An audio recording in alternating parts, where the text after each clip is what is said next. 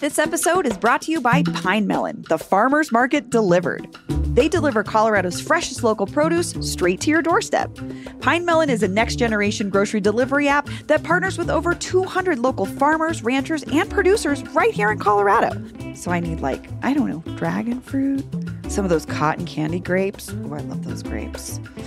Cherries. Is it cherry season? Pine Melon offers same-day delivery to Denver and Boulder within a 2-hour window.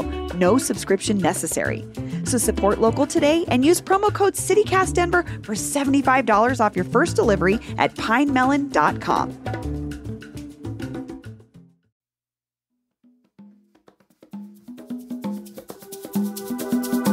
Today on CityCast Denver. How does Denver fit into the world of drag? In their new book, Evie Oddly digs into their own drag history to show a bigger picture of the Mile High's complex queer identity. The RuPaul's Drag Race winner is back in their hometown this week to talk all things Evie, from local drag drama to finding their way as a young queer teen in the city. P.S. This conversation gets a little explicit. Oh, and be sure to stick around for an interview with our sponsor, the Regional Air Quality Council, to learn more about how simple changes in your routine, like taking the bus or riding your bike, can actually improve air quality for everyone. Today is Tuesday, June 18th. I'm Bree Davies, and here's what Denver's talking about.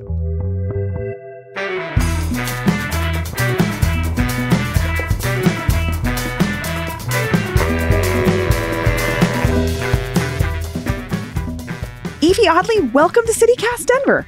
Thank you. Thanks for having me. So, you just wrote this great book, and I read it in 2 days.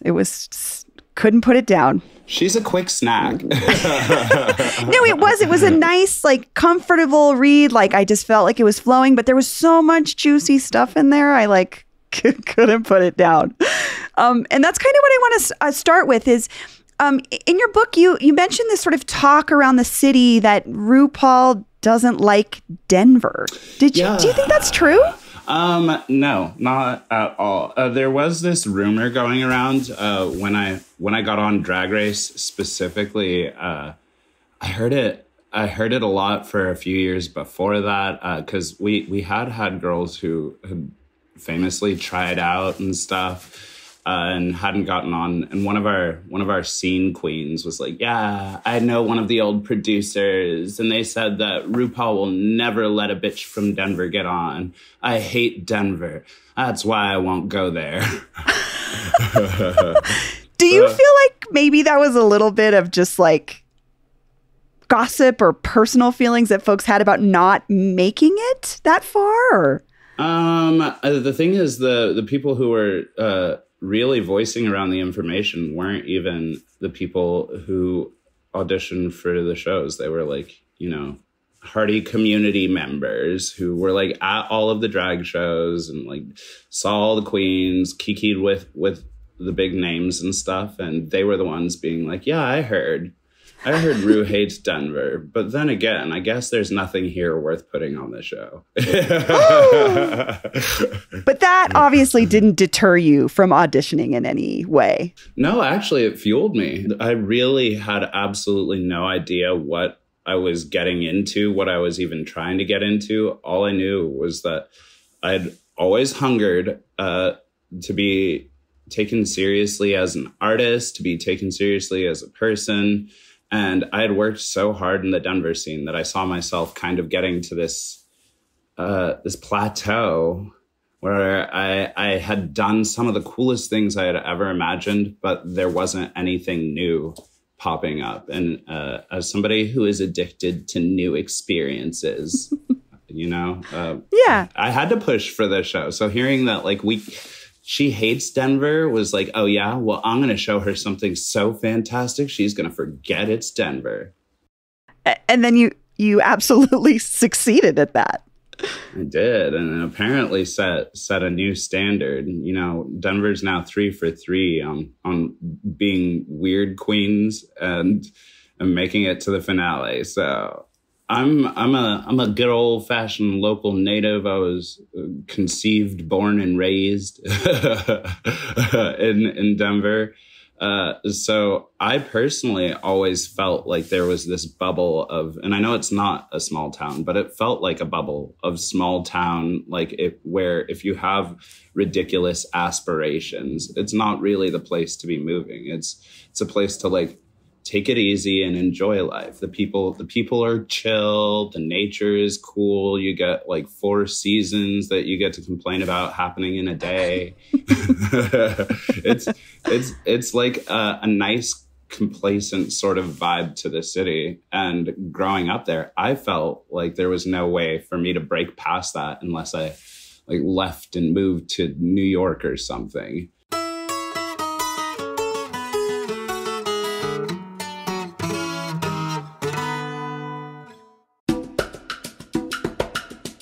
This episode is brought to you by Central City Opera.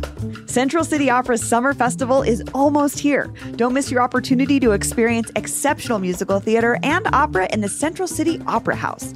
Immerse yourself in this historic 1878 theater's vintage Wild West vibes while taking in shows like Pirates of Penzance, Girl of the Golden West, and Street Scene. Central City Opera is focused on providing opera for the people. It's not just about tuxes and opera glasses, though you're welcome to dress up if you want to. I have this prom dress from the 90s that I need an excuse to wear again, but it's like this iridescent peach color and I have no other place to wear it. And I think the Central City Opera House would be perfect. But this is Colorado. Folks are welcome to come in jeans and flannels if they want.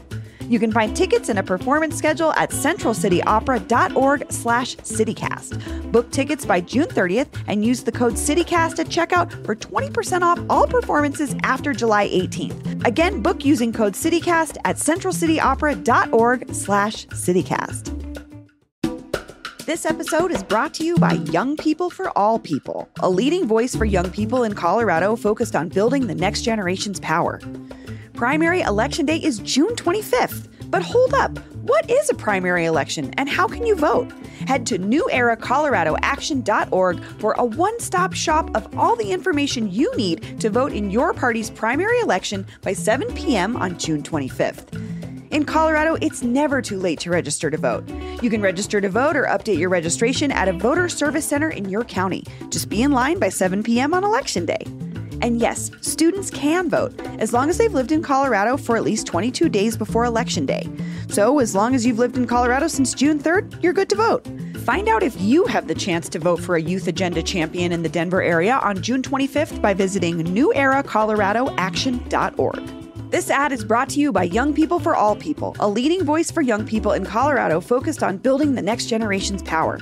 This ad is also paid for by Young People for All People, Christina Solis, registered agent. This ad is not authorized by any candidate or candidates committee. This episode is brought to you by Pine Melon, the farmer's market delivered. Miss the farmer's market this weekend? Don't fret. Pine Melon has got you covered, delivering Colorado's freshest local produce straight to your doorstep. Pine Melon is a next-generation grocery delivery app that partners with over 200 local farmers, ranchers, and producers in Colorado. With a mission to transform Denver's food system, empower local makers, and promote community well-being, they make supporting local both easy and rewarding. Enjoy high-quality meats, eggs, and dairy from small local farms, as well as a wide variety of pantry staples, all delivered straight to you. The best part? Pine Melon offers same-day delivery to Denver and Boulder within a 2-hour window. No subscription necessary. Support local today and use promo code CityCastDenver for $75 off your first delivery at pinemelon.com. Enjoy the best of the farmer's market, even when you can't make it there yourself.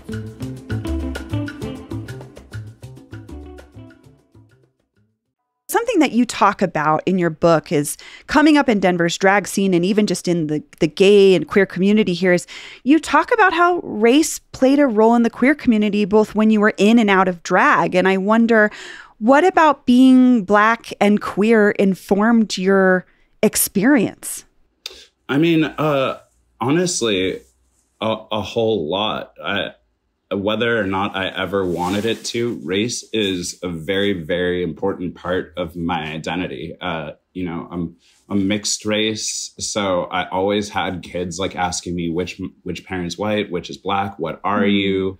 Before I understood what these things were. My grandfather started the Denver chapter of the Black Panthers. You know, this sort of acknowledgement of my identity was always around me, even before I could comprehend it. And it was very difficult in a place like Denver, where, you know, for the most part, I was surrounded by like average white Joes and Sallys. You know, I went to school with the ideal American family copy and pasted over and over and over again. Or so it looked like to me when I couldn't explain all of the chaos that made up who I was. So it was alienating. It was alienating before I ever even understood why. And I'd hear my family be like, oh, you have to see the world. You have to get out of Denver. Denver's so white, you'd be shocked. And when I started traveling, I was shocked because it like really hit me. Not even in terms of race, but in terms of sexuality, in terms of the exposure that I got to different walks of life. For the longest time, Denver was not really feeding me to what the world is capable of. I will say she's changed a lot. Absolutely. But I mean, also in part because people like you are creating a different sense of what Denver is to the outside world. I mean, or this legacy you kind of talk about, which is your grandfather, Loren Watson, creating the Denver chapter of the Black Panthers. And then I think that legacy still exists within you. It's just this different. And then you're the next wave of, you know, of the queer Black community. And that exists very much in Denver, but gets overshadowed. There was this quote in your book where you said, I had this peer who was a shining example of how even in the queer community, being white and identifying as a cis male was really helpful for getting you into places. What did you mean by that? I meant opportunities. I meant the ability to be taken seriously, not only as a creative, but as a producer, as somebody who could move and shake things and do things for the community. I find that often people really only rise to what they believe they are capable of achieving. And going along with like RuPaul not liking Denver, I felt this stifling feeling of people understanding that, you know, because you were this or because you're that, because your body is different, because your gender is different, because you just were going to accept that you wouldn't get a lot. And the shining example against that for me was this like one entertainer who started drag at the same time and was admittedly the hardest working person that I had ever met in my whole life. But was still given hands up and leverage in places and in ways that I couldn't and wouldn't. You know, they were going to school for business, so people took them serious as a business person. Whereas to put the metaphor on strong, I had to suck a lot of dick. I had to suck a lot of dick and jump through every little hoop to prove that I am what I am. Yeah. And you also, something I thought was really cool is how radically transparent you are in the book about the cost of drag and the fact that this can really be a barrier for folks that don't have those legs up or the ins with everyone. I mean, you talked about taking out a loan from someone to create your costumes for a show you were already accepted to be on. And I think you obviously are known for taking risks, but people don't like to talk about money.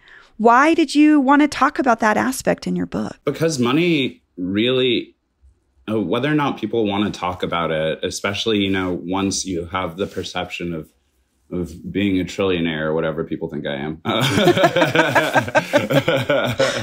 but like, it's uncomfortable because money is the concrete difference in a relationship that you can very easily blame a whole lot on. And so, you know,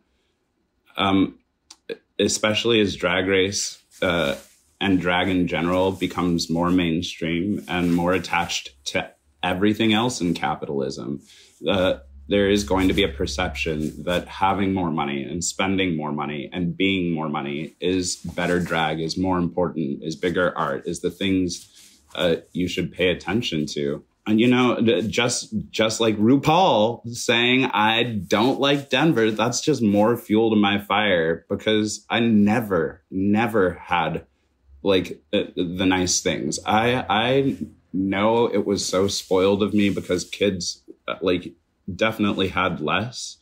But it's weird to grow up watching all of your friends be able to play the new video games and eat the cool foods and like live like a kid imagines, to be uninhibited. And my excuse from the world around me was always, well, we're too poor. But that also in turn, I think, informed your art in a really cool way, right? I mean, we are the circumstances that are around us, which is why I've spoken about money in the past, particularly when people, you know, commented on my style being cheap or saying that I should look more expensive at any point.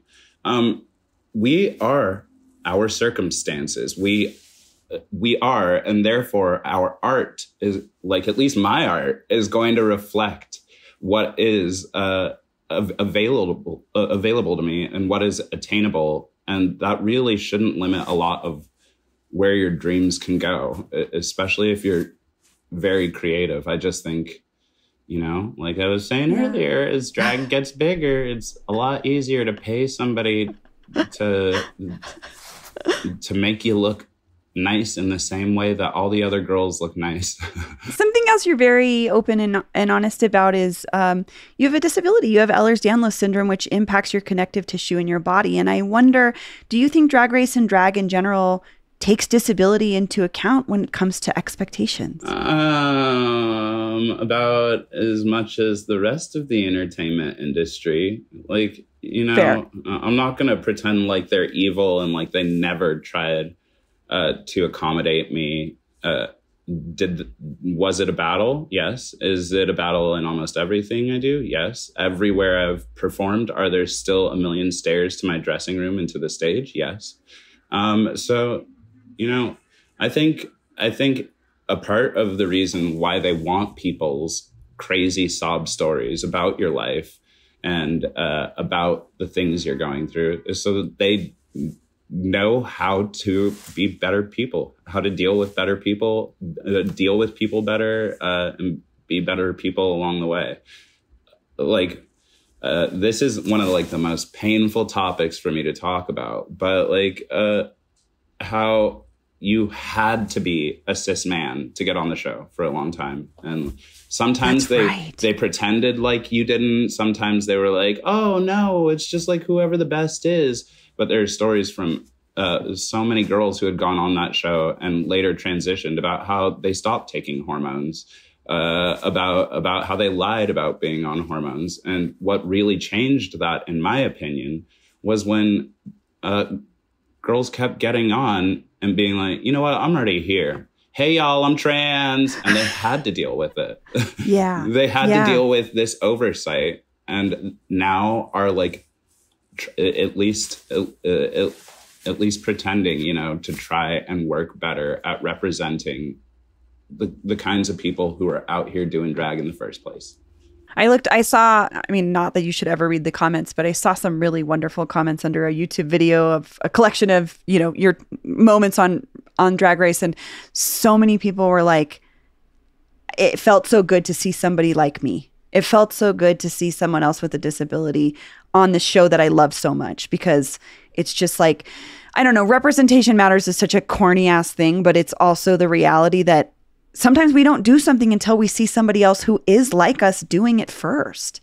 And I think you did that I think you probably did that for so many people just by being yourself.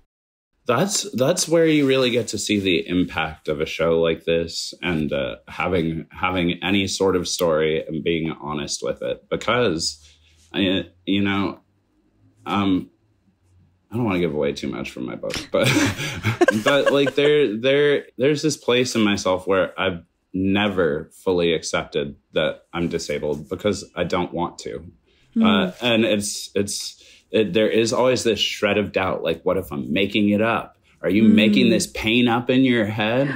Are you making up the fact that your body can bend at that angle? Like, what if you're just a little there's always that, because I'm trying to justify myself as being like everybody else.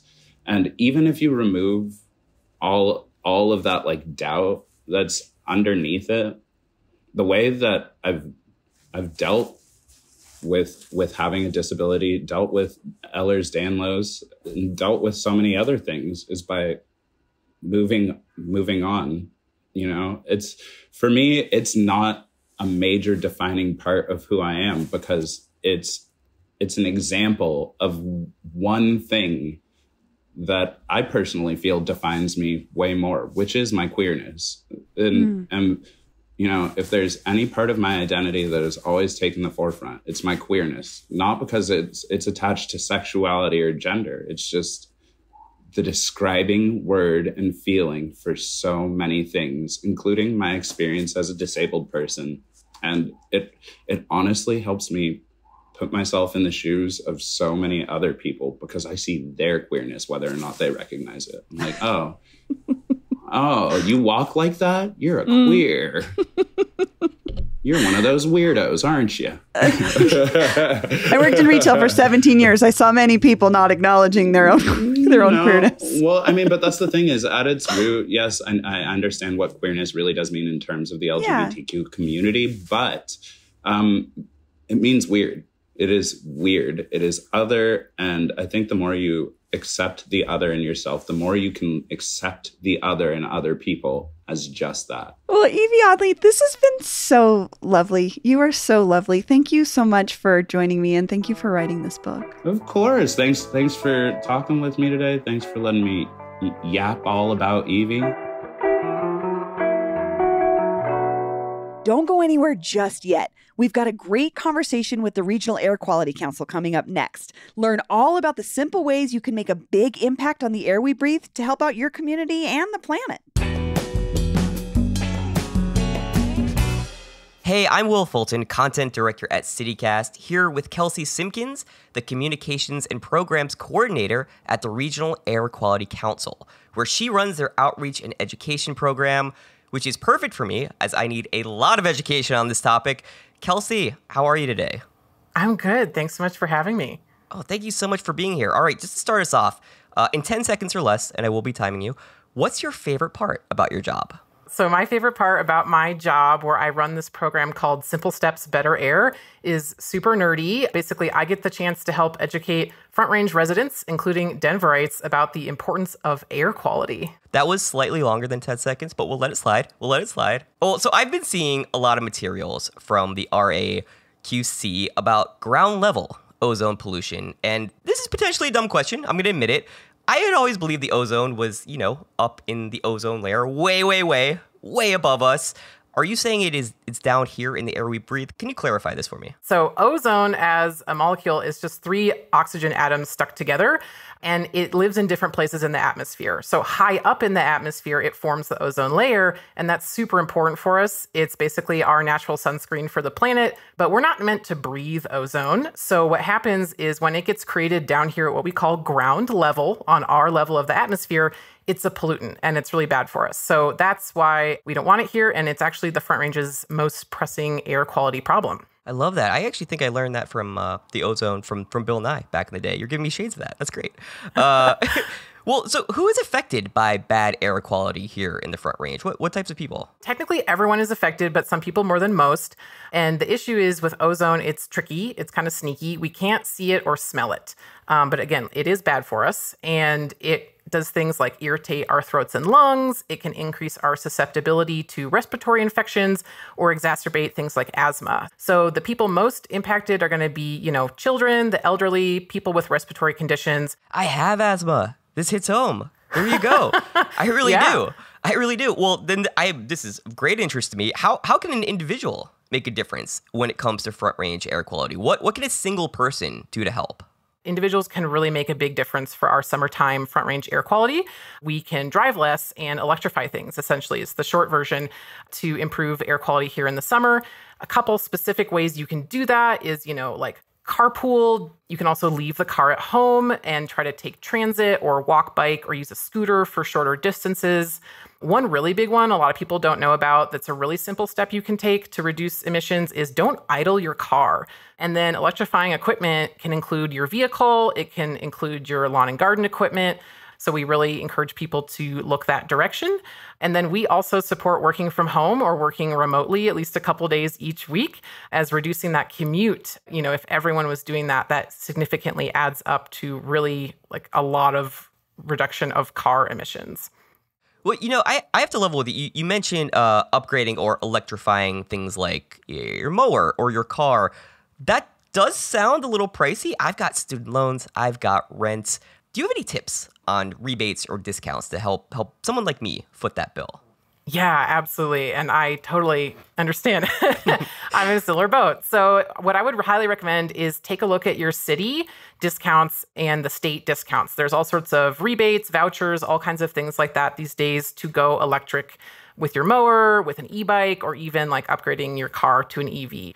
For those people who do own homes or have lawns to maintenance, you can get a 30% discount at point of sale for electric lawnmowers, leaf blowers, and trimmers statewide. So you just have to look up and make sure it's a participating retailer. For Denverites, I recommend looking to the city of Denver. They do e-bike vouchers of like up to $900 depending on your income and what you're looking to buy. And then the state of Colorado Energy Office also offers a lot of really great tax credits, vouchers, that kind of thing. But the city of Denver especially has a lot of really fantastic information on their website. That's great. And you know, you also mentioned summer maybe being a time where we should be especially cognizant about these issues. How will I know when it matters the most to kind of take some of these simple steps for better air quality? Is it just seasonal or are there specific times, you know? Yeah, again, ozone is really our summertime issue because it requires the heat and the sunlight of our beautiful summer days to form. And so there are certain conditions where it's going to be worse, but we don't expect you to keep track of all those. We will send you an alert. So if you sign up for our text or email alerts, we basically will send you a really timely text or an email when it's, you know, the best time to do that. And we do this in partnership with the Colorado Department of Public Health and Environment. They do these forecasts and they issue what are called Ozone Action Day alerts. To get these alerts, you just text Better Air Co. or Better Air CO to 21,000. That's 21 and 3 zeros. Or you can visit our website and then you can sign up for either text or emails there. And that is simplestepsbetterair.org. Well, once again, Kelsey, thank you so much for being here. We really appreciate it. Yeah, Will, thanks so much for having me. For more information on everything Kelsey and I talked about today, visit simplestepsbetterair.org. Again, that's simplestepsbetterair.org. We'll have a link for you in our show notes. Check it out and learn how you can make a positive impact on Colorado's air right now. Thanks for listening. Bye. That's all for today here on CityCast Denver. If you enjoyed the show, why not take a minute to tell RuPaul about us? Rate the show wherever you get your podcasts and subscribe to our morning newsletter and learn more about us at denver.citycast.fm. In observance of Juneteenth, we will be off tomorrow, but back in your feeds on Thursday. See you later.